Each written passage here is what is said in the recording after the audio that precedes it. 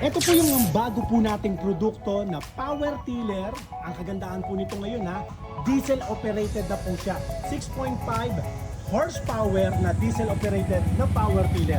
Ito po, order na po sa atin to sa Pampanga. Siyempre, testingin muna po natin. Pakita ko po sa inyo.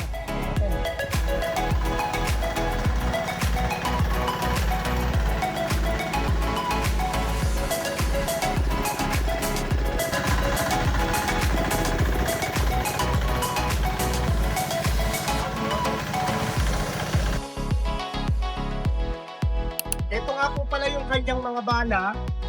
Ito po yung pandurog ng lupa. Ito naman po yung pandukit po niya. Ang presyo lang po yan 32,000 lang po yan.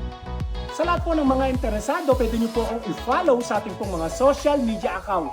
Ang ating cellphone number naka-flash po dyan sa inyong screen. Pakishare nyo po ang ating video sa mga kamag-anak o sa mga kakilala nyo po na nangangailangan ng ganitong makina. God bless po.